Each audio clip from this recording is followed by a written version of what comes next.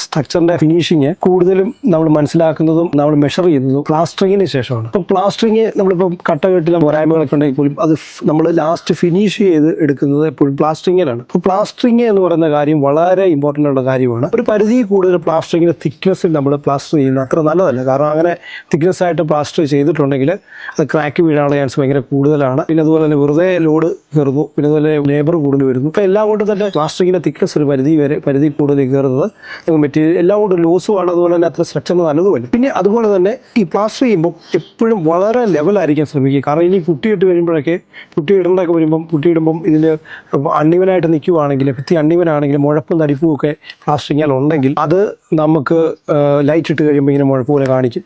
അതുപോലെ തന്നെ പുട്ടി ഒരു പരിധിക്കുള്ളിൽ കൂടിക്കഴിഞ്ഞാൽ അത് ചെറിയ രീതിയിലുള്ള മെമ്പറൈനായിട്ട് ഇളകി പോരാനുള്ള ചാൻസ് ഭയങ്കര കൂടുതലാണ്. അപ്പോൾ അതുകൊണ്ട് എല്ലാതുകൊണ്ടും തന്നെ നമ്മൾ ഈ തേക്കുന്ന സമയത്ത് നല്ല രീതിയിൽ തേക്കുന്ന ആവശ്യമാണ്. അതിൻ്റെ ഫിനിഷിങ് ക്ലിയർ ആയിരിക്കണം. അതുപോലെ തന്നെ പ്രധാനപ്പെട്ട കാര്യം ഇതിൻ്റെ ക്യൂറിങ്. ഇതിന് നല്ല രീതിയിൽ വെള്ളം ഒഴിച്ചു കൊടുക്കുക എന്നുള്ളതാണ്. 5-6 ഡേയ്സ് നല്ല രീതിയിൽ നനയ്ക്കണം.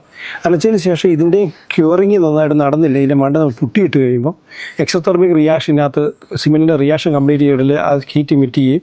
ചെറിയ കുമ്പളകൾ പോലെ വന്ന് പൊരി പോലെ ഇങ്ങനെ പൊളിഞ്ഞു പോകും നമ്മൾ കാണാറില്ലേ. അതുണ്ടാകുന്നത് തേപ്പതിന് ശേഷമുള്ള ക്യൂറിങ് ക്ലിയർ ആകാതെ വരുമ്പോഴാണ്. ഇതുപോലുള്ള ഇൻഫോർമേറ്റീവായ വീഡിയോസ് ലഭിക്കുന്നതിന് ഞങ്ങളുടെ പേജ് ഫോളോ ചെയ്യുക. സംശയങ്ങൾക്കായി ഞങ്ങൾക്ക് മെസ്സേജ് ചെയ്യുക. Thank you.